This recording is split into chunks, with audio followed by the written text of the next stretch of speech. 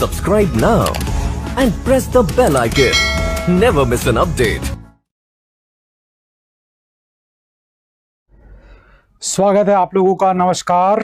और आज हम लोग अपने स्पेशल क्लास की ओर हैं, कारण क्योंकि कल दशहरा है और दशहरे से पहले कुछ अगर अच्छी चीज़ मिल जाए और त्यौहार की जो खुशी है वो खुशी को और अच्छे से और अच्छे तरीके से मनाने का मौका मिल जाए तो ज़्यादा बेहतर होता है। यही कारण है कि हम लोगों ने आज जो शेड्यूल रखा है उसमें अपने रेगुलर क्लास को न रख कर एक आपके लिए स्पेशल क्लास चलाया, क्योंकि स्पेशल डे है, कल विजयदशमी है। ज़िंदगी में विजय मिले, विजय प्राप्त हो, इसलिए फिर उस विजय को प्राप्त करने के लिए, उस जीत को प्राप्त करने के लिए कुछ एक अलग करने का सोचा है हम लोगों ने, हमारी संस्था ने।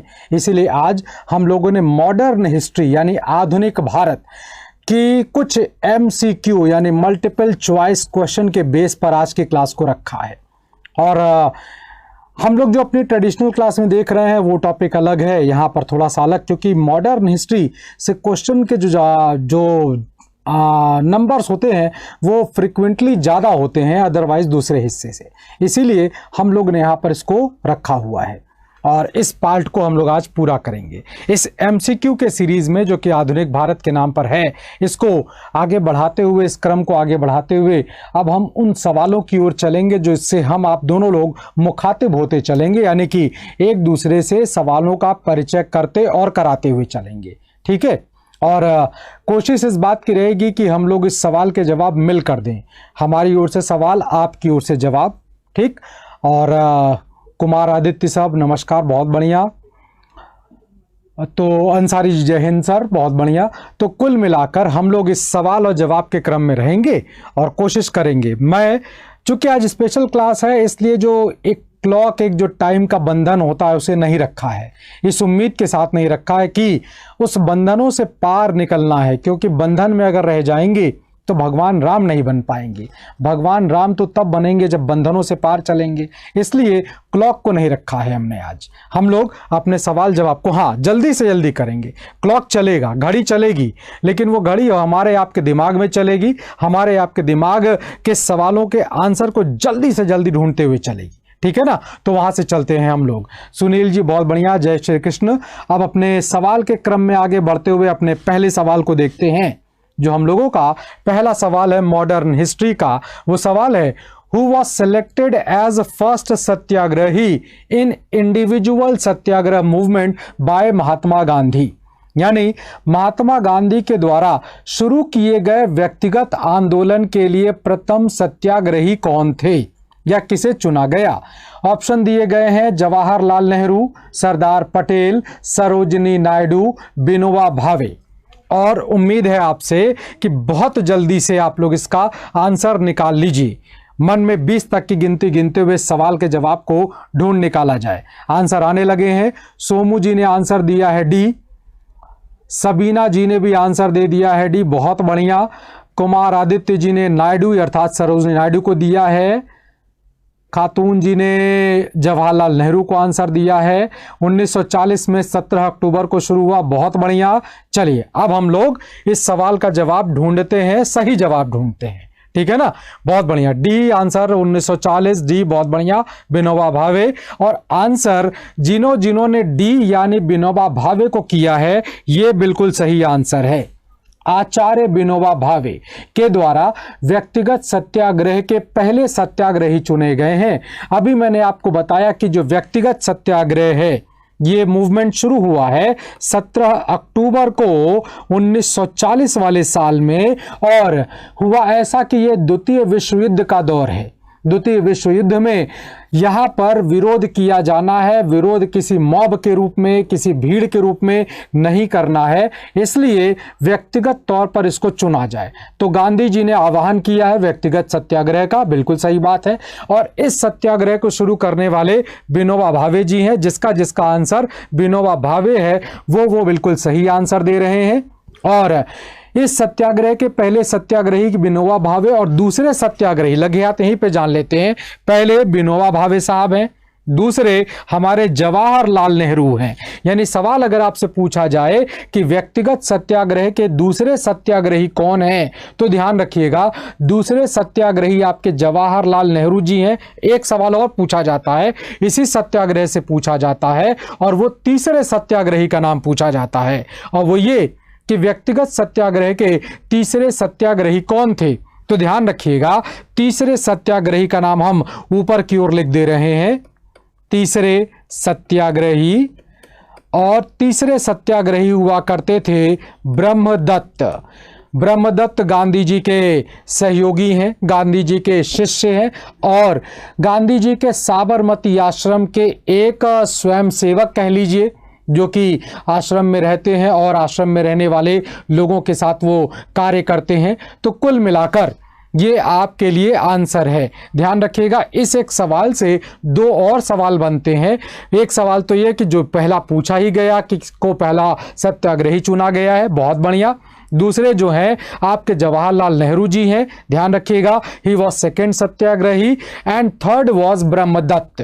वो अलग बात रही कि जल्दी ही इस आंदोलन को फिर गांधी जी के द्वारा वापस ले लिया गया है, और इस आंदोलन को वापस लेते हुए फिर आगे चलकर गांधी जी एक बड़ा आंदोलन चलाएंगे, जिसे हम लोग क्विट इंडिया मूवमेंट, भारत छोड़ो आंदोलन के नाम पर जानेंगे। ठीक है ना। तो ध्यान रखिएगा उसकी शुरुआत, उसकी नींव इसी आंदोलन से, इसी सत्याग्रह से शुरू होती दिखाई पड़ रही है। ठीक, इस सत्याग्रह को वापस लेने का एक और बड़ा कारण था, और वो कारण था अगस्त प्रस्ताव आया। साथ ही साथ अगस्त प्रस्ताव के साथ साथ एक और घोषणा कर दी गई, और वो घोषणा ये, क्योंकि अगस्त प्रस्ताव तो इससे पहले आया था, तो कहीं ना कहीं अगस्त प्रस्ताव को नामंजूर करने के बावजूद फिर भी कुछ आशाएं, कुछ उम्मीदें बची रह गई हैं। इसलिए जब क्रिप्स मिशन की बात आने लगी है तो इस आंदोलन को वापस ले लिया गया है। ठीक है, अगले सवाल की ओर चलते हैं, और अगला सवाल है Muslim League was established in 1906 at, यानी कि मुस्लिम लीग की स्थापना 1906 में हुई थी। ऑप्शन दिए गए हैं बॉम्बे, लाहौर, ढाका और दिल्ली। तो देखिए जो आपका मुस्लिम लीग पार्टी है 1906 में बना है, बिल्कुल सही। 30 दिसंबर 1906 ही क्यों, हम लोग वो दिन भी चुन लेते हैं, जिस दिन चुना गया है वो 30 दिसंबर को चुना गया है, यानी ये दिन जिस दिन इस पार्टी को स्थापित किया गया है। अब हम लोग आंसर ढूंढते हैं कि इसमें किस जगह पर इस पार्टी की स्थापना शुरू हुई है। बहुत बढ़िया, सोमू जी का आंसर आ रहा है सी का, कुमार आदित्य जी ढाका, बहुत बढ़िया, सी ढाका। लाहौर प्रांजल शर्मा जी हैं, पंकज शर्मा जी हैं जिन्होंने आंसर दिया था लाहौर को, बहुत बढ़िया, वेरी गुड। ठीक, देखिए कोशिश है, ये कोशिश बहुत अच्छी है। ठीक है, सलीमुल्लाह का भी नाम आ गया है, चलिए इस पर भी चर्चा करेंगे, अभी नाम पर चर्चा करेंगे, पहले जगह का नाम ढूंढ लिया जाए। ठीक है ना। चलिए, आमतौर पर आप लोगों ने जो आंसर दिया है ढाका, वो सही है, वो सही है। और इस दो सवाल के सही आंसर मिलने से मेरे अंदर का विश्वास ये पक्का हो रहा है कि मैं जो हम लोग रेगुलर क्लास लेते हैं डिजिटल गुरु वाले में, जो कि शाम को 4:45 से होती है आमतौर पर, उसमें मैं और मेरे साथ के जो जीएस के गुरु जी हैं जो हम लोग पढ़ाते हैं साथ में, तो उनकी भी मेहनत और हमारी भी मेहनत रंग लाती दिखाई पड़ रही है, और उस मेहनत को रंग देने का काम आप लोगों ने किया है। तो यानी कुल मिलाकर जो विश्वास हमारे मन में, और हमारे साथ में जो सर आते हैं मंगलवार, बुधवार और बृहस्पतिवार और शनिवार वाले दिन, तो हम दोनों लोगों की जो एक मेहनत और एक कोशिश रहती है वो बिल्कुल रंग लाती हुई दिखाई पड़ रही है। बहुत अच्छा लग रहा है, और उम्मीद है सर को भी बहुत खुशी मिल रही होगी। आप लोग जब आंसर करते हैं तो बहुत एक जोश पैदा होता है हमारे अंदर, और उस जोश के बाद फिर आप लोगों को जब हम लोग क्लास में बताते हैं चीज़ें आपको क्वेश्चन आंसर के फॉर्म में, या ये उस रूप में जब देते हैं जैसे हम लोग कंटेंट के रूप में देते हैं, तो बड़ा अच्छा लगता है। और आंसर देखकर तो वास्तव में बिल्कुल सही आंसर दिया आप लोगों ने, ढाका। ढाका में 1906 में इस दल की स्थापना की गई है, जिसका नाम रखा गया है मुस्लिम लीग पार्टी। इस दल के जो फाउंडर हैं, जो संस्थापक हैं, उनमें कई लोगों के नाम आते हैं। उन कई लोगों के नाम हम आपको लिखते हुए चलते हुए बताते हैं। आगा खां हैं, ठीक, आगा खां इसके स्थायी अध्यक्ष भी हैं। ये अपने जीवन काल तक इस दल के स्थायी अध्यक्ष के रूप में, ऑनरेबल चेयरपर्सन के रूप में चुने जाएंगे। और इसमें नाम आया है वकार उल मुल्क का, फाउंडर मेंबर में वकार उल मुल्क का, मोहसिन उल मुल्क का, मोहसिन उल मुल्क, सलीमुल्लाह, जैसा कि दिया हुआ था नाम, आप ही लोगों ने आंसर दिया, बहुत बढ़िया, सलीमुल्लाह जी, सलीमुल्लाह खां। ठीक, ये कुछ बड़े नाम है, और भी नाम है, लेकिन ये कुछ बड़े नाम है जिन्होंने इस दल को स्थापित करने में मदद दिया है।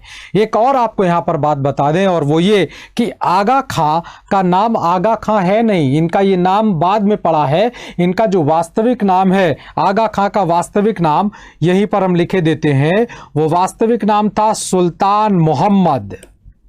ध्यान रखिएगा इस बात को, ये सवाल पूछा जा चुका है सिविल के एग्जामिनेशन में, ठीक है ना, स्टेट के कई सारे एग्जामों में पूछा जा चुका है।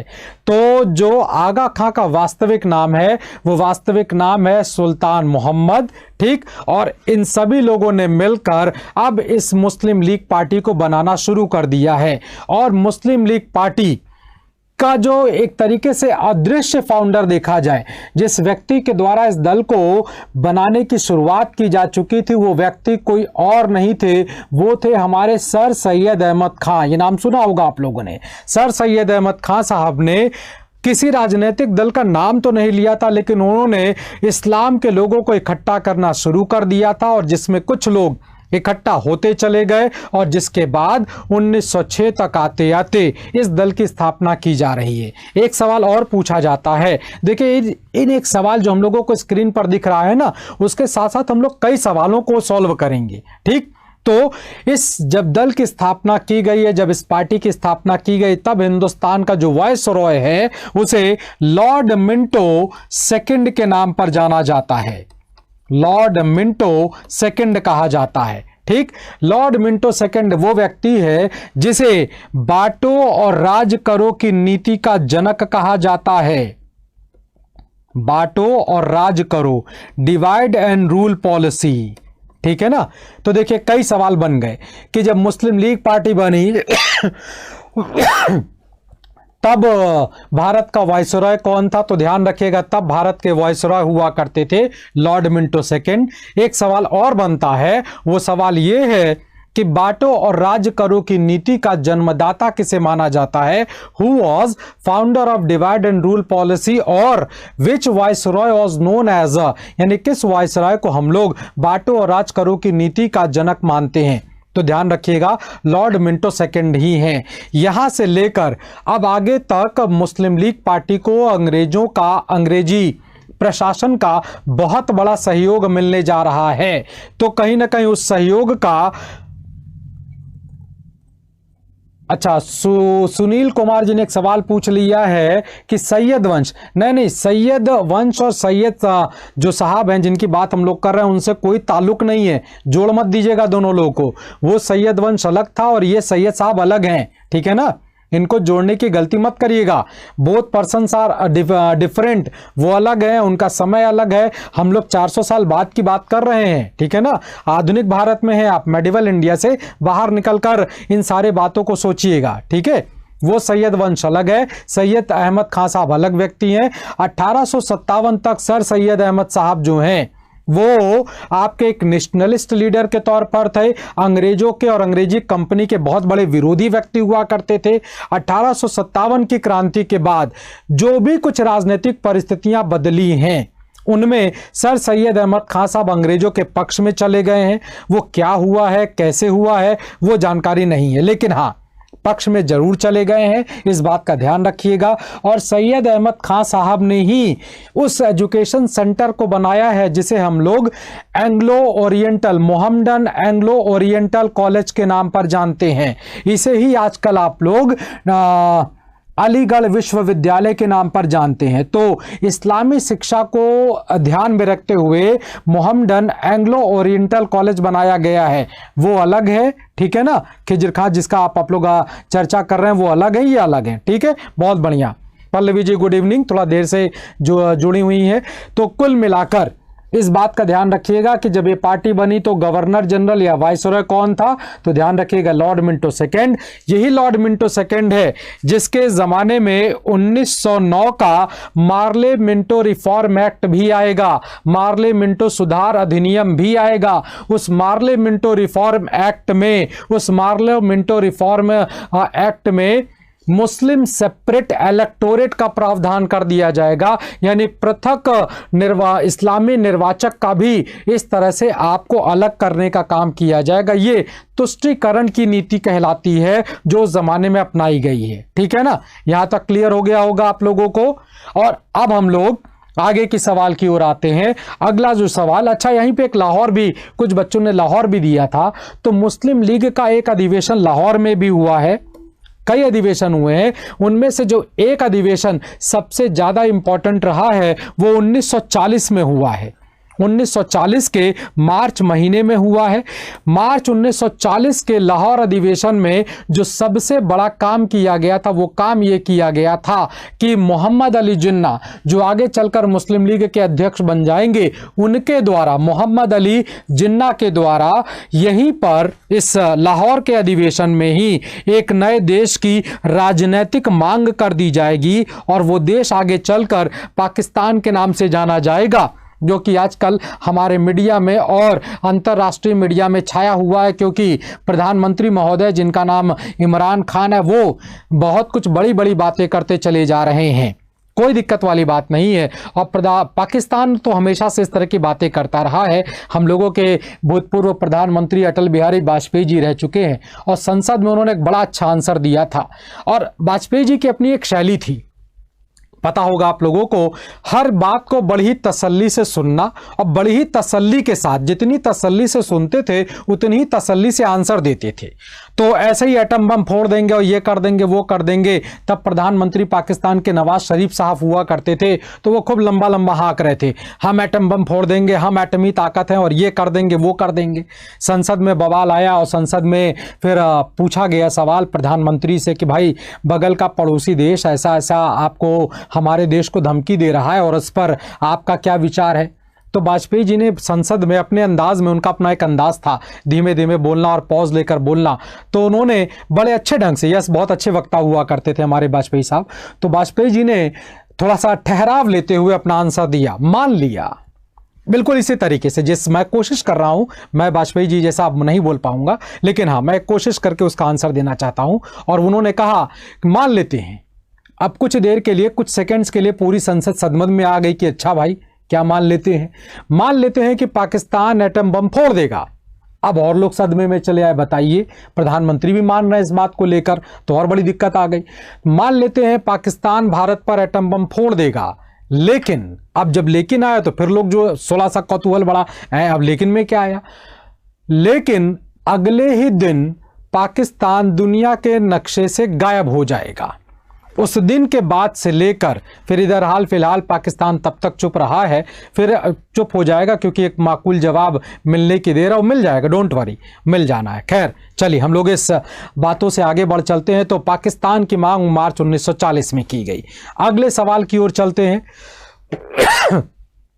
अगला सवाल है, Which of the following books was known as a Bible of Bengali पेट्रोरिज्म, यानी कि निम्नलिखित में से कौन सी पुस्तक को बंगाली देशभक्ति का बाइबल माना जाता है? गीतांजलि, ऑप्शन है गीतांजलि, आनंद मठ, देवदास और गोरा। थोड़ा सा जल्दी से कोशिश करिए आंसर देने के लिए। रॉबिन चौधरी जी उम्मीद करते हैं जवाब आंसर देंगे, थोड़ा जल्दी करिए। देखिए 20 तक की गिनती हो चुकी है, मैं भी गिन रहा हूं, आप भी गिन रहे हैं। आंसर करिए कि बाइबल, बंगाली देशभक्ति का बाइबल किस किताब को कहा जाता है? गीतांजलि, आंसर आया, बहुत बढ़िया। आनंद मठ, आंसर आ गया, अरे वाह शाबाश, बहुत बढ़िया, क्या बात, बहुत बढ़िया बहुत बढ़िया, वेरी गुड। बस इसी तरह से आंसर करते जाइए, बहुत बढ़िया, मजा आ गया, मजा आ गया, बहुत बढ़िया। चलिए अब हम आंसर देते हैं। तो इनमें से जो मोस्टली आंसर दिया जा रहा है वो आंसर है आपका आनंद मठ, और ये सही भी है, आनंद मठ बिल्कुल सही आंसर है, जितने लोगों ने भी दिया है। और शाबाशी उन सब लोगों को लिए है जिन्होंने कोशिश की है, क्योंकि कोशिश करने वालों की ही जीत होती है। जो कोशिश ही नहीं करेगा वो जीतेगा कहां से। तो इस बात के लिए मत घबराइएगा कि हमने अगर कोई ए बोल दिया या डी बोल दिया तो हम लोगों का आंसर गलत हो गया। डोंट वरी, कोई दिक्कत नहीं है। हमने कोशिश तो की और कोशिश करके अपने आंसर को तो निकाला, बस यही तो हम चाहते हैं। हम और हमारे जो जीएस के दूसरे वाले सर हैं जो आपके साथ रूबरू होते हैं वो भी चाहते हैं कि हम लोग आंसर करें, वही इंपॉर्टेंट है। तो आंसर किया जाए इस बात को लेकर, ठीक है ना। तो बहुत बढ़िया। अब इस किताब का नाम आनंद मठ है, एक बात। बाकी बारे में जान लेते हैं जो किताबें दी गई हैं। देखिए, आनंद मठ जो किताब लिखने वाले व्यक्ति हैं उनका नाम है बंकिम चंद्र चटर्जी। ये सब लोग जानते हैं, बंकिम चंद्र चटर्जी, ठीक है ना। बहुत बढ़िया, वेरी गुड। और इसी आनंद मठ में, आनंद मठ जो लिखी गई किताब है, इस किताब को जो लिखा गया है, यह किताब लिखी गई है सन्यासी आंदोलन पर। सन्यासी आंदोलन पर ध्यान रखिएगा, ठीक, और जुड़े रहिएगा, क्योंकि आपको यहां पर बहुत सारी ऐसी बातें बताने को बता रहे हैं हम लोग जो कि शायद मालूम हो और शायद न भी मालूम हो, कोई दिक्कत नहीं, फर्क पड़ता है, जानकारी तो बढ़ानी है। तो ये किताब लिखी गई है सन्यासी आंदोलन को लेकर। सन्यासी आंदोलन जो कि 1770 में उठा था बंगाल के अंदर। और सन्यासी आंदोलन नाम देने वाला व्यक्ति एक अंग्रेज है जिसे वॉरेन हेस्टिंग्स के नाम पर जाना जाता है। तो इस सन्यासी आंदोलन का नाम जो नाम आया है वो इसी नाम पर आया है, क्योंकि जिन किसानों की जमीन छीनी गई थी, उन किसानों को जिनको जमीन से बेदखल कर दिया गया था वो सन्यासी बन गए थे। और उन सन्यासी लोगों के द्वारा अब घूम घूम कर इस बात का प्रचार और प्रसार किया जा रहा था कि देखो अंग्रेज कितने गलत काम कर रहे हैं। और शाम को जब ये सन्यासी अपने मठ में आते थे तब ये लोग एक गीत गाया करते थे और उस गीत का शीर्षक हुआ करता था वंदे मातरम। ठीक, तो ये जो गीत आपका वंदे मातरम है ये इसी किताब में लिखी गई है जिसका नाम आनंद मठ है। इसीलिए इसे बंगाली देशभक्ति का बाइबल माना जाता है। और इसी बंगाली देशभक्ति की किताब से आपके वंदे मातरम को चुना गया राष्ट्र गीत के रूप में, नेशनल सॉन्ग के रूप में। एक चीज का और ध्यान रखिएगा, आनंद मठ लिखी गई है बंगाली भाषा में। ये किताब जिस भाषा में लिखी गई है वो बंगाली है, लेकिन जो आपका वंदे मातरम गीत लिखा गया है ये वंदे मातरम गीत आपका संस्कृत में लिखा गया है। ध्यान रखिएगा, सवाल पूछा गया है इसलिए मैं आपके सामने दोहरा रहा हूं बार बार, ठीक है ना। और गीतांजलि किताब आप जानते ही किसके द्वारा लिखी गई है, रविंद्रनाथ टैगोर के द्वारा, रविंद्रनाथ ठाकुर के द्वारा लिखी गई है। मैंने ठाकुर शब्द इसलिए बोला है क्योंकि वास्तविक नाम ठाकुर रविंद्रनाथ ही है। इस ठाकुर शब्द को अंग्रेज लोग जब आए तो वो ठाकुर प्रोनाउंसिएशन कर नहीं पाए, तो उन्होंने ठाकुर का प्रोनाउंसिएशन टैगोर में किया। तो उसके बाद से रविन्द्रनाथ जी और उनके परिवार के आगे ये टैगोर शब्द जुड़ गया है। बेसिकली ये ठाकुर शब्द है। ठाकुर कोई जाति नहीं है, ठाकुर भगवान का सिनोनिम भगवान को लेकर है। तो रविन्द्रनाथ के परिवार के लोग के बारे में बताया जाता है कि अपने इलाके के बहुत ही अच्छे लोग थे, फाइनेंशियली स्ट्रांग हुआ करते थे, इसलिए इनके परिवार के लोग अपने आसपास के रहने वाले जो गरीब लोग हैं उनकी मदद किया करते थे। इसी वजह से जनता के द्वारा, पब्लिक के द्वारा इनके पूर्वजों को ठाकुर कहा जा रहा है। तो ठाकुर मतलब भगवान से है। इसी शब्द को अंग्रेजों ने टैगोर बोल दिया तो नाम अपने आप टैगोर टैगोर जुड़ता चला गया। गीतांजलि किसी विषय वस्तु पर आधारित किताब नहीं है।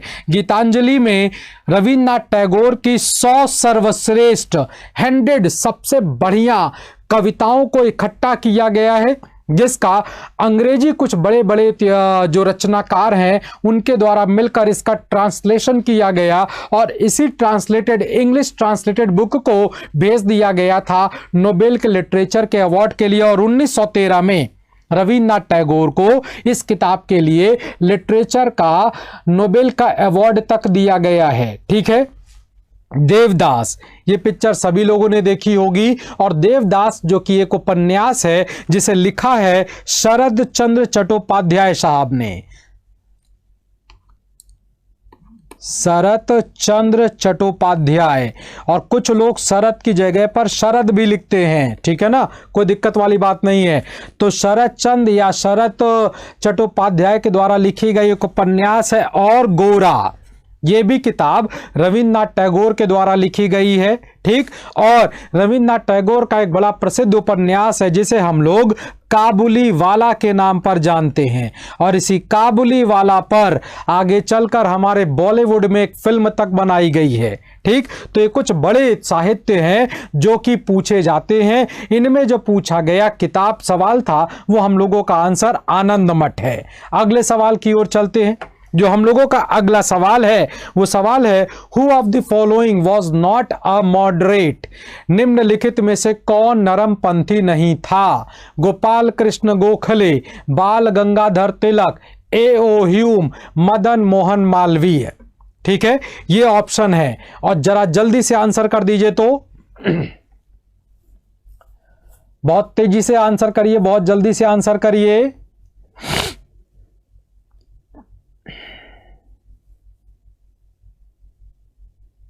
सोनू शर्मा जी, फिल्म का नाम ही काबुली वाला है, ठीक। अब भूल जाइए उसको, पिक्चर को। अब अगले सवाल पर आइए। पिक्चर हम लोग बाद में देखेंगे, अभी पढ़ाई कर रहे हैं, है ना। चलिए, बहुत बढ़िया। आंसर तिलक है, आंसर ए.ओ. ह्यूम है। कुछ बच्चों ने स्किप कर दिया है। तिलक ह्यूम, तिलक ह्यूम। और भी ऑप्शन है, और भी ऑप्शन है भाई। चलिए, 20 से ज्यादा की गिनती हो चुकी है। अब आगे बढ़ जाते हैं। अब मेरी जिम्मेदारी बढ़ गई है आपको आंसर देने का।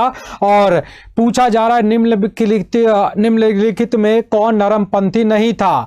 तो इनमें जो आंसर आ रहा है बाल गंगाधर तिलक का, बिल्कुल सही, बाल गंगाधर तिलक। ये वही बाल गंगाधर तिलक है जो लाल बाल पाल के तिगड़ी में से आया करते थे।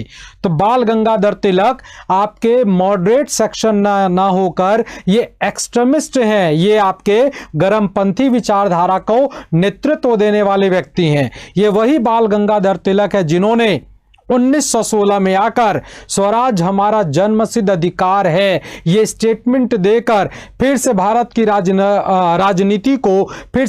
राजनीति को एक साथ लाने का काम किया। और इसी एक लाइन को आगे चलकर हमारे महात्मा गांधी ने भी एक्सेप्ट करके लाला साहब के, बाल गंगाधर तिलक के, विपिन चंद्र पाल के आदर्शों पर चलते हुए देश को आजादी के रास्ते पर लेकर चले। वो अलग बात रही कि तरीका अलग था, लेकिन कहीं ना कहीं स्वराज सभी लोगों का एक सपना हुआ करता था। गोपाल कृष्ण गोखले और मदन मोहन मालवीय, ये लोग आपके मॉडरेट सेक्शन से यानी कि नरमपंथी विचारधारा से हैं। ए.ओ. ह्यूम ये ना नरमपंथी है ना गरमपंथी, क्योंकि नरमपंथ और गरमपंथ का जो जन्म हुआ है वो 1907 में हुआ है। 1907 सूरत अधिवेशन जो कि ताप्ती नदी के किनारे है, ध्यान रखिएगा। पूछा जाता है 1907 का अधिवेशन किस नदी के किनारे हुआ था, तो ध्यान रखिए वो नदी का नाम ताप्ती है, जगह का नाम सूरत है। यहीं पर कांग्रेस के अंदर दो बंटवारे हुए, एक का नाम नरम दल और एक का नाम गरम दल है। नरम दल को लीड करने वाले व्यक्ति का नाम गोपाल कृष्ण गोखले है। और बंटवारे का जो कारण रहा, ये जो डिवीजन रहा, इस डिवीजन का जो बहुत बड़ा कारण रहा है वो कारण ये कि भारत की राजनीति में 1905 में एक आंदोलन शुरू हो चुका है जो बंगाल के बंटवारे को लेकर हुआ है, जिसे हम लोग स्वदेशी आंदोलन के नाम पर जानते हैं। इस स्वदेशी आंदोलन में एक नई मुद्दे को छेड़ा गया है आपके नौजवानों वर्ग के द्वारा, जिन्हें हम लोग आगे चलकर गरमपंथी विचारधारा का मानते हैं। तो उन लोगों ने स्वराज को जन्म दिया है कि साहब अब हम लोगों का आंदोलन जो कि स्वदेशी है इसे एक कदम और आगे बढ़ाया जाए। तो 1906 का जो कांग्रेस का वार्षिक अधिवेशन कलकत्ता में किया गया था, उस कलकत्ता के वार्षिक अधिवेशन में जिसके अध्यक्ष हमारे बहुत पुराने लीडर जिन्होंने कांग्रेस को कांग्रेस नाम दिया हुआ था, तो उन्होंने इसका नाम दिया था जो आपके नाम आ जाता है आपके जो किताब लिखी गई है poverty and un British rule in India, देखिए एकदम से उनका नाम दिमाग से उतर रहा है। और कांग्रेस के दूसरे अध्यक्ष नौरोजी, दादा भाई नौरोजी साहब हुआ करते थे।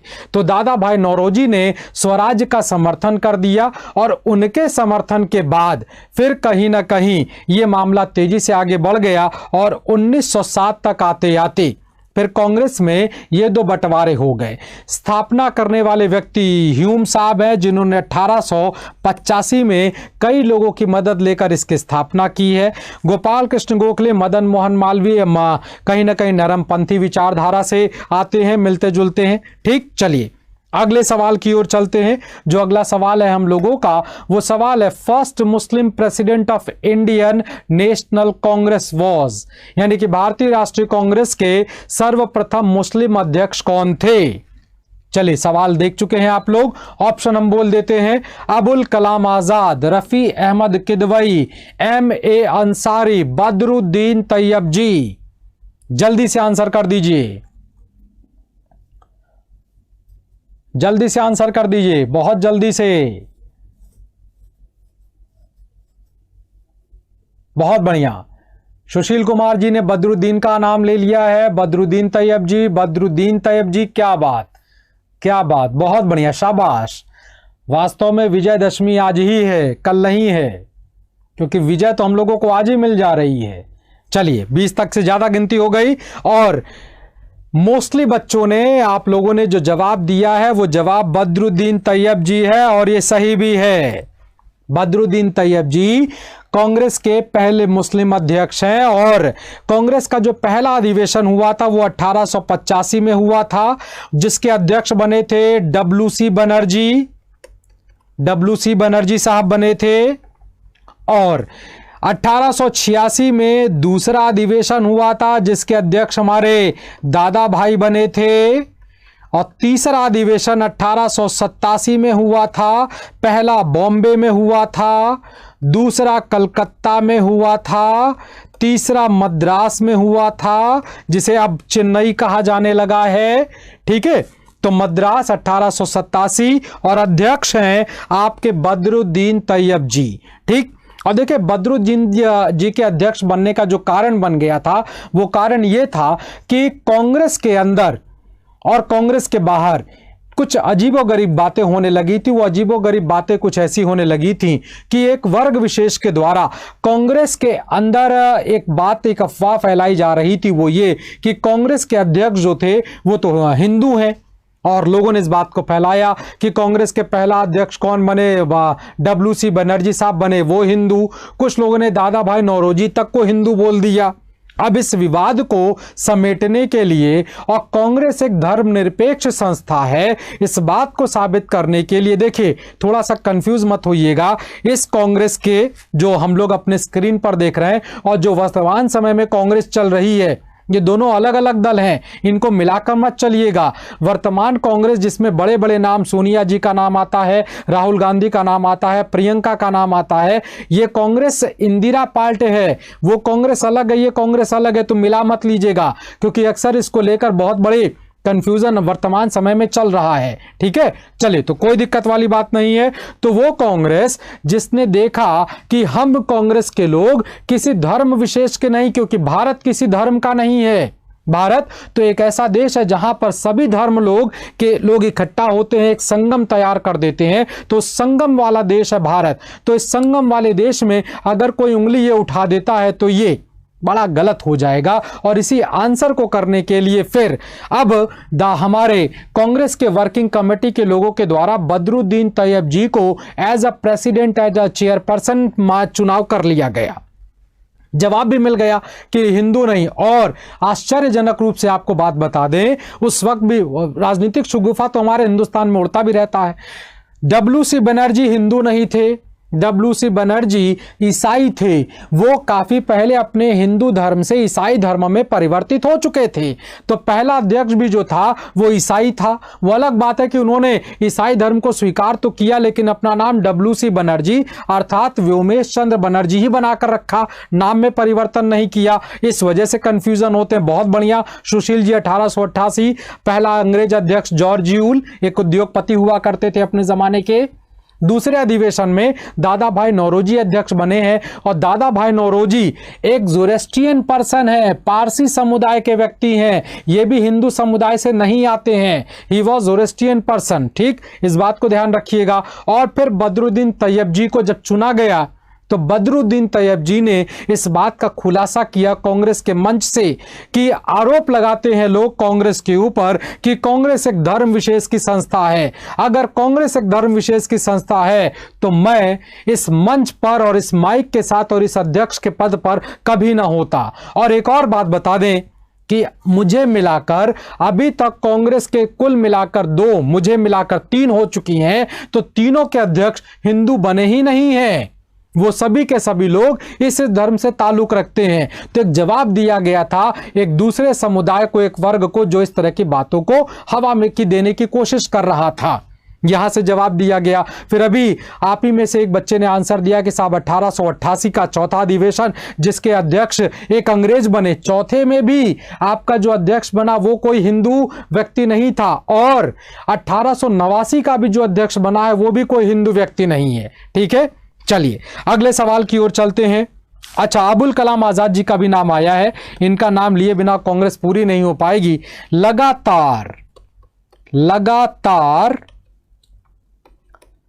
6 साल तक कांग्रेस के अध्यक्ष, यानी कि 1947 तक सबसे लंबे समय तक अध्यक्ष बनने का जो मौका मिला वो हमारे अबुल कलाम आजाद जी को ही मिला है, जो कि 1940 से लेकर 1946 तक लगातार कांग्रेस के अध्यक्ष रहे हैं। क्योंकि इस बीच में कांग्रेस का कोई अधिवेशन किया ही नहीं गया है, फिर से लगातार उसको एक्सटेंड करते चले गए। तो अबुल कलाम आजाद 1947 से तक की जो कांग्रेस है उसके सबसे लंबे समय तक अध्यक्ष के तौर पर रहे हैं। ठीक है ना। चलिए भाई अगले सवाल की ओर चलते हैं। नेक्स्ट क्वेश्चन है, हु गेव द स्लोगन इनकलाब जिंदाबाद। इनकलाब जिंदाबाद का नारा किसने दिया था? ऑप्शन दिए गए हैं चंद्रशेखर आजाद, सुभाष चंद्र बोस, मोहम्मद इकबाल, भगत सिंह। चलिए आंसर दीजिए, 20 तक की गिनते गिनते आंसर कर दीजिए। तो बहुत आसान सवाल है, बहुत सा आसान सवाल। और एक नौजवान बच्चे ने दिया, मैं क्लू दे रहा हूं आपको, एक नौजवान बच्चे ने दिया। यस, अबुल कलाम आजाद भारत देश के पहले रक्षा शिक्षा मंत्री रहे हैं। बिल्कुल सही है, बहुत अच्छा अपडेशन कर रहे हैं आप लोग, मेरे भी ज्ञान की वृद्धि कर रहे हैं। भगत सिंह आंसर आया, बहुत बढ़िया। इकबाल, भगत सिंह, बहुत बढ़िया, वेरी गुड वेरी गुड, बहुत बढ़िया, शाबाश, क्या बात है, वाह भाई, मजा आ गया, बहुत बढ़िया बहुत बढ़िया। चलिए सवाल का जवाब जो आप लोगों ने आंसर दिया, भगत सिंह, बिल्कुल सही है। ध्यान रखिएगा, ये नारा देने वाले जो व्यक्ति हैं, नारा देखा, पूछा सवाल है इनकलाब जिंदाबाद का नारा किसने दिया है, लिखा नहीं, दिया किसने है। तो देने वाले, इस भाषण को, इस नारे को देने वाले व्यक्ति हैं, उनका नाम भगत सिंह है। और ये जो नारा इनकलाब जिंदाबाद दिया गया है ये सेंट्रल असेंबली में दिया गया है, और 8 अप्रैल 1929 के दिन दिया गया है, क्योंकि इसी दिन 8 अप्रैल 1929 को 8 अप्रैल 1929 को सेंट्रल असेंबली में भगत सिंह और बीके दत्त के द्वारा बम फेंकने की घटना को अंजाम दिया गया है। और बम फेंकने के बाद वहीं पर खड़े रहकर, किनारे खड़े रहकर इन दोनों नौजवान बच्चों ने देश की आजादी का बिगुल और चिराग बजाते और जलाते हुए इनकलाब जिंदाबाद का नारा दिया। इनकलाब जिंदाबाद को इंग्लिश में कहा जाता है लॉन्ग लिव रेवोल्यूशन, और हिंदी में कहा जाता है पूरी क्रांति, आमूल चूल परिवर्तन। तो ये नारा देकर इस बात का पैगाम देने की कोशिश की अंग्रेजों को कि आज नहीं तो कल वो आएगा दिन जब आपको हमारा देश हमें सौंप कर देना पड़ेगा, हमें देकर जाना पड़ेगा। इसकी चिराग को हम जला रहे हैं और ये चिराग रोशन करेगा एक दिन, और जिस दिन वो चिराग रोशन होगा वो चिराग नहीं होगा, वो सूरज होगा जो इस पूरे हिंदुस्तान को अपनी चमक से चकाचौंध कर देगा। भगत सिंह ने ये स्टेटमेंट अपने उस भाषण के दौरान, जब वो लाहौर के हाई कोर्ट में जब उन पर मुकदमा चलाया जा रहा था, तब वहां पर जयदेव कपूर और भगत सिंह ने मिलकर इस बात को वहां पर रखा था, क्योंकि इससे ठीक पहले घटना अंजाम दी गई थी 17 दिसंबर वाले दिन। 17 दिसंबर 1928 को लाहौर के रेलवे स्टेशन के बाहर जेपी सांडर को गोली मारने का काम किया था। इन्हीं के टीम के 2 सदस्य हैं जिन्हें फणीश्वर वेणु और जय गोपाल के नाम पर जाना जाता है, जिन दोनों लोगों ने मिलकर डर के मारे, क्योंकि ये लोग गिरफ्तार कर लिए गए थे बम फेंकने के बाद, तो गिरफ्तार करने के बाद वो लोग डर गए और डर कर उन लोगों ने अपनी ही टीम का, अपनी ही पूरे ग्रुप का सरकारी गवाह बनकर खबर दे दिया अंग्रेजों को, और उसके कारण ये लोग पकड़ लिए गए। अब सवाल एक और पूछा जाता है कि इनकलाब जिंदाबाद का नारा लिखा किसने है? ठीक, तो ध्यान रखिएगा, इनकलाब जिंदाबाद का नारा लिखने वाले जो व्यक्ति हैं उनका नाम है हसरत मोहानी। हसरत मोहानी। कई जगहों पर ऐसा पढ़ने को मिलता है और लिखा भी हुआ है कि इस नारे को लिखने वाले व्यक्ति का नाम आपके मोहम्मद इकबाल है। मोहम्मद इकबाल साहब ने इस नारे को लिखा नहीं है, इस नारे को लिखने वाले व्यक्ति का नाम हसरत मोहानी है। 1919 और 1920 के दौरान खिलाफत आंदोलन के दौरान हसरत मोहानी, जो अली बंधुओं के साथ मिलकर एक बड़े आंदोलन को आगे बढ़ा रहे थे, उन्होंने इस नारे को लिखा है। हाँ, इस नारे को बड़े पैमाने पर फिर एक मोहानी साहब के बाद इसे बड़े पैमाने पर ले जाने का काम किया था इकबाल साहब ने। ठीक, तो ध्यान रखिएगा, मोहानी साहब ने शुरुआत की है, इकबाल साहब ने उसे बड़े पैमाने पर पहुंचाने का काम किया।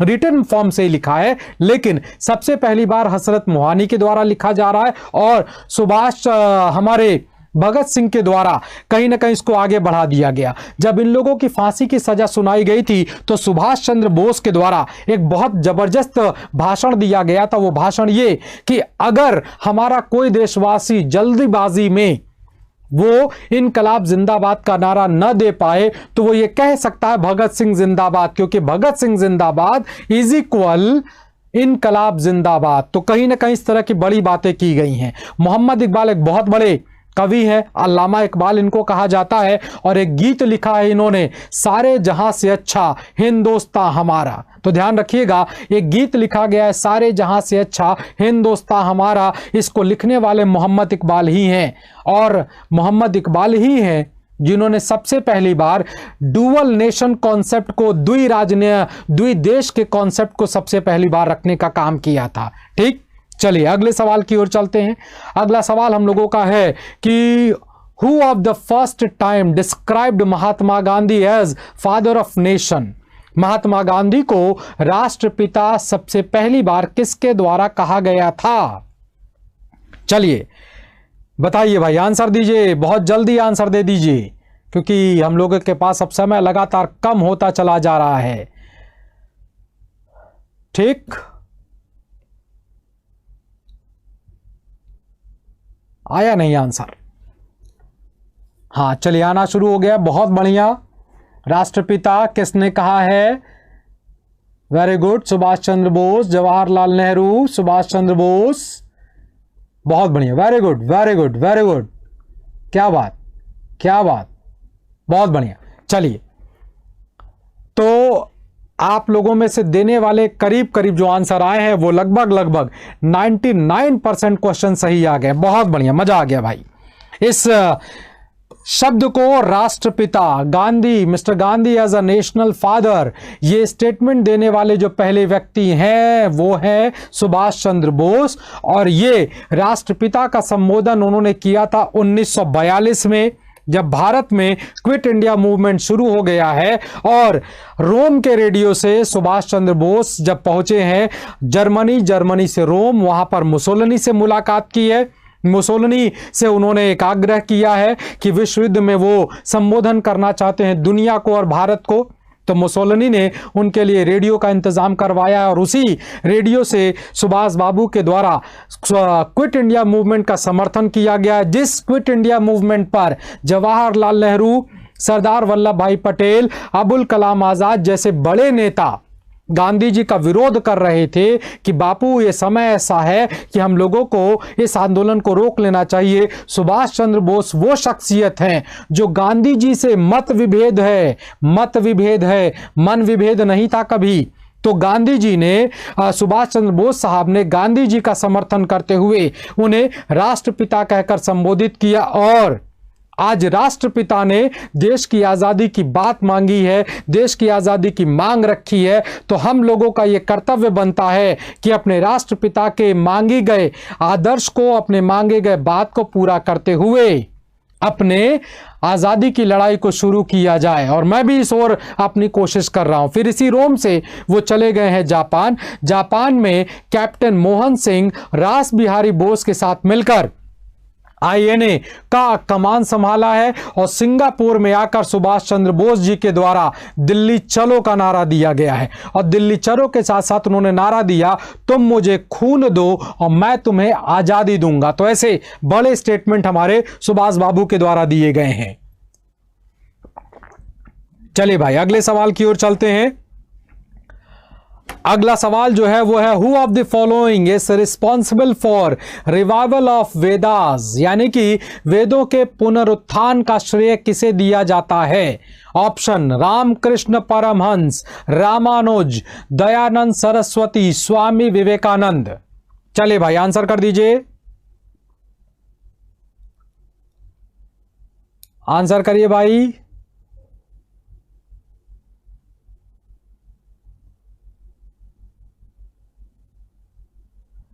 स्वामी दयानंद सरस्वती आंसर आ गया, बहुत बढ़िया, वेरी गुड। सी, बहुत बढ़िया, आंसर देना शुरू कर दिया आप लोगों ने, क्या बात है।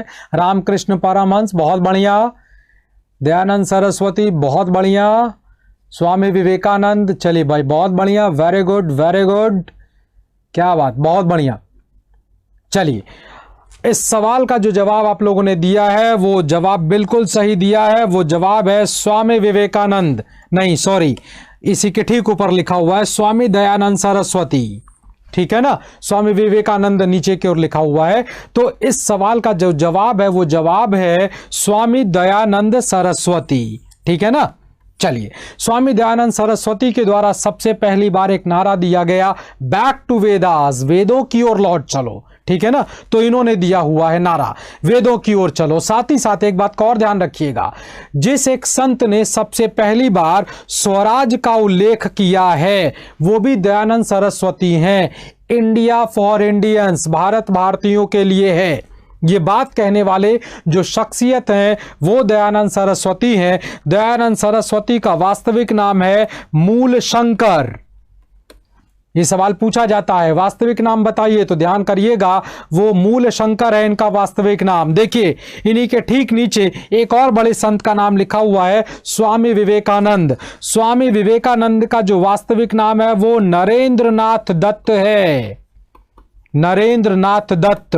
इन्हीं के छोटे भाई हैं जिनका नाम भूपेंद्र नाथ दत्त है, और वो आगे चलकर एक नेशनलिस्ट, जिसे अनुशीलन समिति कहा जाता है, जो कि एक नेशनलिस्ट रेवोल्यूशनरिस्ट पार्टी थी, एक राष्ट्रवादी क्रांतिकारी आंदोलन हुआ करता था, उनसे जुड़े हुए हैं। तो दोनों भाई बड़े क्रांतिकारी किस्म के हैं।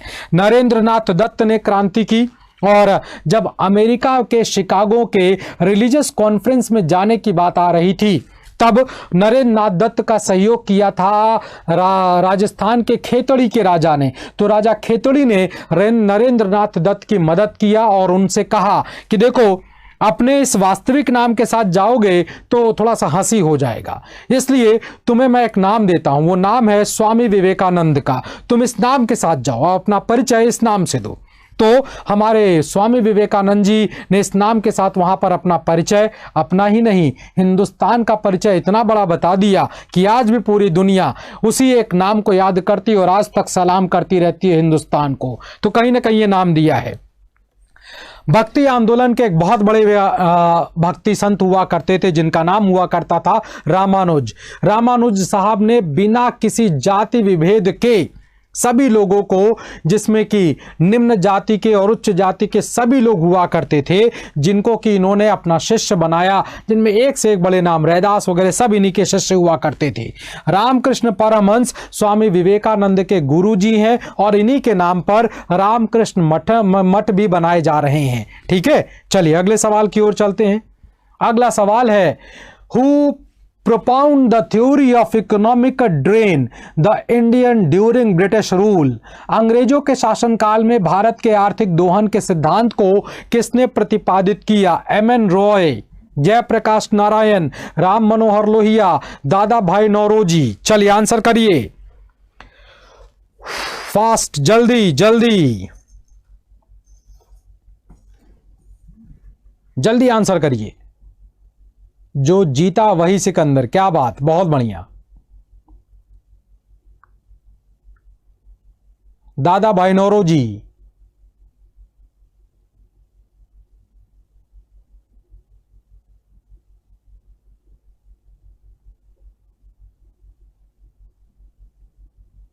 क्या बात। एम.एन. रॉय, बहुत बढ़िया, क्या बात है, शानदार, बहुत बढ़िया। एम.एन. रॉय। मैं आंसर नहीं दे रहा हूं, मैं आपके आंसर को दोहरा रहा हूं, अभी मैं आंसर दूंगा आपको। ठीक है, चलिए।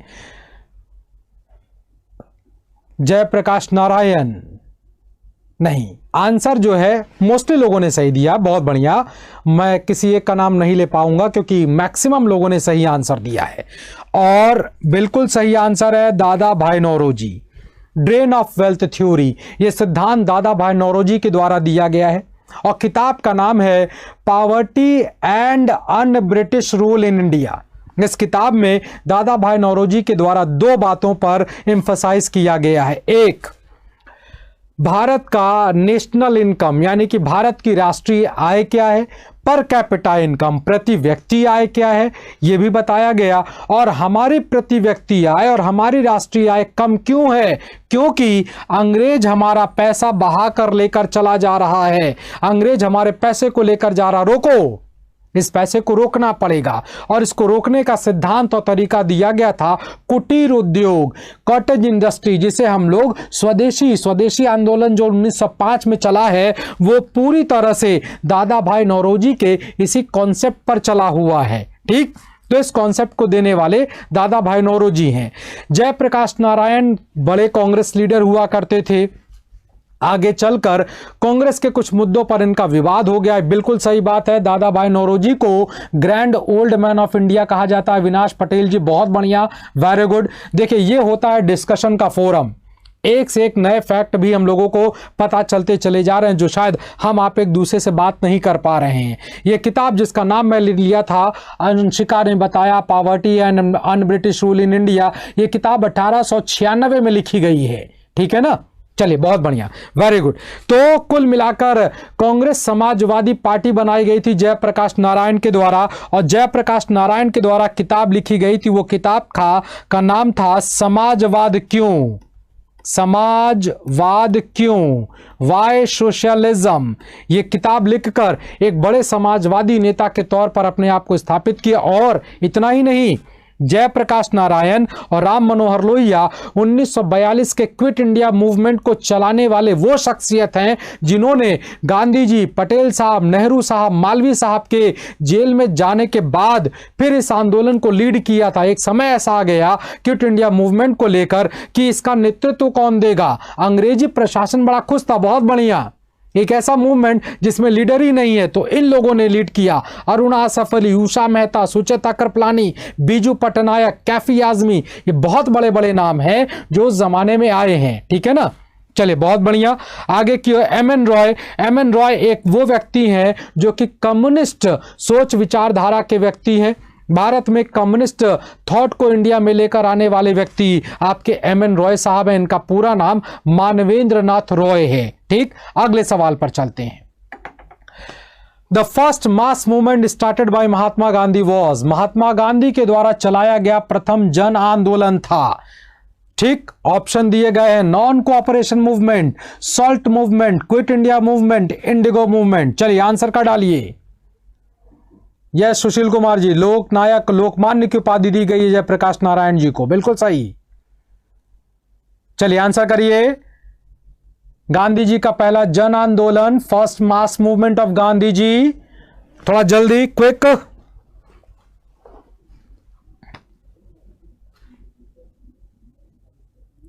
जल्दी जल्दी, fast fast fast fast. Yes yes, बहुत बढ़िया बहुत बढ़िया, आंसर आ रहे हैं। नील आंदोलन, नील आंदोलन, नील आंदोलन तो ऑप्शन ही नहीं बेटा। अच्छा नीचे है डी, नील आंदोलन, ठीक है। इसे चंपारण आंदोलन भी है। चलिए बहुत बढ़िया, गुड। एक नील आंदोलन और भी हुआ था, दिगंबर विश्वास, विष्णु विश्वास, हमारे दिमाग में वही आ गया था, indigo movement, B D A. चलिए अब मैं आंसर देता हूं। यहां पर आप लोग थोड़ा सा भटक गए हैं, कोई दिक्कत वाली बात नहीं है। आप भटकेंगे तभी तो हम लोग आपका मार्गदर्शन करेंगे, being a teacher, being a बड़ा भाई, बीइंग अ फादर, जो भी आप मानकर चलें, जो भी आप हम लोगों को महत्व देते हो अपने इस प्रतियोगी परीक्षा के दौर में। तो देखिए सवाल पूछा गया मास मूवमेंट, तो ध्यान रखिएगा गांधी जी का पहला आंदोलन। अब सवाल यहीं पर पूछा जाए, अगर हम लोग कुछ देर के लिए इस शब्द को हटा दें, जन आंदोलन, ठीक है, मैंने इसको डार्क कर दिया। चलिए अब अगर सवाल आता है ये कि महात्मा गांधी के द्वारा चलाया गया पहला आंदोलन, तो ध्यान रखिएगा चंपारण आंदोलन, जिसे हम लोग नील आंदोलन के नाम पर भी जानते हैं। तो ये तो पहला आंदोलन है गांधी जी का, ठीक है ना, बहुत बढ़िया। लेकिन कह रहा है कि साहब जन आंदोलन बताइए, तो जन आंदोलन ध्यान रखिएगा ये आपका नॉन कॉपरेशन है, असहयोग आंदोलन है, जो गांधी जी का पहला जन आंदोलन है जिसमें उन्होंने पूरे हिंदुस्तान को जोड़ दिया है। इंडिगो मूवमेंट में सिर्फ बिहार के लोग रहे, सिर्फ चंपारण की इकाई के लोग रहे हैं। राजेंद्र प्रसाद, महादेव देसाई, मजरूल हक, संत कुमार राउत, राजकुमार शुक्ला, ऐसे नेता इस आंदोलन से जुड़े हैं, बिल्कुल सही है। लेकिन ये मास मूवमेंट नहीं है, ये पहला मूवमेंट है गांधी जी का। मास मूवमेंट होता है असहयोग आंदोलन। चंपारण आंदोलन 1917, असहयोग आंदोलन 1920, 1 अगस्त को शुरू हुआ। वैसे शुरू होना था ये 30 अगस्त को, लेकिन पहले शुरू कर दिया गया है, ठीक है। चलिए स्लाइड थोड़ी बदल गई, कोई दिक्कत नहीं। आ जाइए नमक आंदोलन की बात करें। नमक आंदोलन मतलब सविनय अवज्ञा आंदोलन, जिसे सिविल डिसोबीडियंस मूवमेंट कहा जाता है, ठीक है ना, ये सविनय अवज्ञा है, सविनय अवज्ञा है। इस आंदोलन की शुरुआत की गई है आपके नमक सत्याग्रह से, इसलिए नमक आंदोलन भी कहा जाता है। फिर 1942 में, यह 1930 में हुआ है आपका, ठीक, और 1942 8 अगस्त को आपका भारत छोड़ो आंदोलन शुरू हुआ, और यही वो आंदोलन है जिसने भारत को आजादी दिलाने का काम किया है। ओवरऑल ये चारों आंदोलन गांधी जी के द्वारा किए गए, और इन चारों आंदोलनों ने गांधी जी को देश का एक सर्वमान्य नेता के तौर पर स्वीकार कर लिया है। बहुत बढ़िया, ठीक है। चलिए अगले सवाल की ओर आते हैं। अगला सवाल है कि under whose tenure was the permanent settlement, स्थायी बंदोबस्त किसके प्रशासन काल में प्रारंभ किया गया है? Warren Hastings, Lord Cornwallis, John Shore, Wellesley. तो ध्यान रखिएगा कि आपके जो स्थायी बंदोबस्त शुरू हुआ है, चलिए फटाफट आंसर कर दिया गया। सुनील कुमार जी बहुत बढ़िया आंसर, सुनील जी बहुत अच्छे एक्टिव पार्टिसिपेट कर रहे हैं, ठीक। चलिए हम आंसर दे देते हैं, थोड़ा समय भी कम होता जा रहा है इसलिए हम लोग थोड़ा जल्दी जल्दी कर लेते हैं। चलिए आंसर जो है आपका लॉर्ड कॉर्नवालिस है, और 1793 में 1793 में कॉर्नवालिस के द्वारा इस एक भूमि व्यवस्था को, रेवेन्यू सिस्टम को शुरू किया गया, जो मुगलों के आइन ए दहसाल, जो अकबर के द्वारा शुरू किया गया 10 साल का प्रणाली था, उसके द्वारा प्रभावित है ये पूरी तरह से। आपका ये 1580 में चला था आईने दहसाल, 1793 में स्थायी बंदोबस्त आया है, ठीक है ना, कॉर्नवालिस के द्वारा लाया गया है। बहुत बढ़िया। तब जॉन शोर गवर्नर जनरल नहीं थे, बल्कि जॉन शोर हमारे कॉर्नवालिस के जो रेवेन्यू डिपार्टमेंट था उसके एक अधिकारी हुआ करते थे। तो जॉन शोर के ही द्वारा इस पूरे सिस्टम को जेम्स ग्रांट और जॉन शोर, ये दो व्यक्ति हैं जिन्होंने कॉर्नवालिस को इसके बारे में बताया है। ठीक, बंगाल का पहला जो गवर्नर जनरल है वो वॉरेन हेस्टिंग्स है, ध्यान रखिएगा बंगाल का। अगर आपसे सवाल पूछे भारत का पहला गवर्नर जनरल, तो ध्यान रखिएगा भारत का पहला गवर्नर जनरल होता है Lord William Bentinck. But question ये आ जाए बंगाल का पहला गवर्नर जनरल, तो वॉरेन हेस्टिंग्स रहेगा। लॉर्ड वेलेजली ने सहायक संधि, जिसे सब्सिडरी अलायंस कहा जाता है, उसकी शुरुआत किया था। ठीक है, सहायक संधि को स्वीकार करने वाला जो पहला व्यक्ति था वो था आपका हैदराबाद का निजाम मीर नवाब मोहम्मद अली निजाम हुआ करते थे, जिन्होंने सहायक संधि स्वीकार की थी। ठीक है, चलिए अगले सवाल पर आ जाएं। अगला सवाल है, who declared every blow that is herded on my back will be a nail of the coffin of the British Empire। किसने कहा कि मेरी पीठ पर किया जाने वाला प्रत्येक प्रहार ब्रिटिश साम्राज्य के ताबूत के लिए एक कील साबित होने वाला है? तो ये नारे का जो स्टेटमेंट जिसका है उसका ऑप्शन दिया गया है लाला लाजपत राय, भगत सिंह, चंद्रशेखर आजाद और बाल गंगाधर तिलक। क्विक आंसर, बहुत जल्दी से आंसर कर दीजिए because we have no time.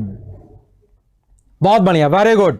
चलिए आंसर आ गया लाला लाजपत राय। और जब साइमन कमीशन 1928 में घूम घूम कर भारत के अंदर कहीं ना कहीं प्रचार कर रहा था अंग्रेजी कानून को स्थापित करने का, मदद करने का, ढेर सारा, तो उसका विरोध किया जा रहा था गो बैक, क्योंकि साइमन कमीशन में एक भी व्यक्ति भारतीय नहीं था। तो साइमन कमीशन का विरोध का फैसला किया गया है। और साइमन कमीशन का जब विरोध किया गया लाहौर में, तो लाहौर में 30 अक्टूबर वाले दिन लाला लाजपत राय पर लाठियां चलाई गई हैं और उस लाठी के प्रहार पर उन्होंने इस बात को कहा। 18 नवंबर को लाला साहब की डेथ हो गई है और उसी डेथ का परिणाम रहा कि जेपी सैंडर को गोली मारी गई थी भगत सिंह, सुखदेव और राजगुरु के द्वारा। ठीक, ये अंतिम सवाल था और ये सवाल का आज का जो क्रम था स्पेशल क्लास का वो खत्म हुआ है। और अगर आपको ये क्लास के सवाल अच्छे लगे हों तो उम्मीद करता हूं कि लाइक तो बनता है ना? तो लाइक भी करिएगा, शेयर भी करिएगा और आपके कमेंट बहुत इंपॉर्टेंट होते हैं हम लोगों के लिए, क्योंकि वही हम लोगों को इस बात का बताते हैं, मार्गदर्शन देते हैं कि हम लोगों को किन किन और चीजों को जोड़ना चाहिए। तो कमेंट जरूर करिएगा, सब्सक्राइब जरूर करें और सब्सक्राइब करते ही आपको एक बेल दिखाई पड़ेगी, उसे जरूर दबा दें। घंटी बजनी बहुत जरूरी है, क्योंकि अगर घंटी नहीं बजी तो फिर एग्जाम को पास कैसे करेंगे। और वो विजयदशमी का विजय जिसको मनाना है आपको, उस विजय को प्राप्त करने के लिए एग्जाम को पास करने वाली घंटी तो बजाना ही पड़ेगा। और उसमें आपका लाइक, शेयर और सब्सक्राइब ये बनता है। और ये अगर आपको, देखिए जबरदस्ती नहीं है, अगर आपको लगता है कि मेरे साथ के और लोग, हमारे साथ के जीएस गुरु जो एक मार्वलस पर्सन है, उनके द्वारा मल्टी टैलेंटेड पर्सन है, हम लोगों के द्वारा पढ़ाई गई बातें अच्छी लगती हैं तो ये काम जरूर करें। ठीक है, हम लोगों के मोरल को भी हाई करते रहें और हम लोग आपके मोरल को हाई करते रहेंगे, वो तो ऑलरेडी हाई है। ठीक, कल हम लोगों का विजयदशमी है और इन सारी शुभकामनाओं के साथ कि कल की विजयदशमी विजय लेकर आएगी, आपके भविष्य का वो अंधकार दूर होगा। कल आप राम बनकर वो उस रावण का वध करने जा रहे हैं, वो तीर चलाने जा रहे हैं जो आपके भविष्य के अंधकार को खत्म करेगा, विजय प्राप्त करेंगे। और ये तीर चलते ही 20वें दिन दिवाली का वो दीपक जलाएंगे जिससे हमारी और आपकी रोशनी चिराग के साथ, यानी रोशनी के साथ, पटाखों के साथ और ढेर सारी जिंदगी की खुशियों के साथ आएगा। तो ढेर सारी शुभकामनाएं आपकी विजयदशमी के लिए। सेलिब्रेट करें, अपने आप को सुरक्षित रखें। थैंक यू, धन्यवाद, नमस्कार।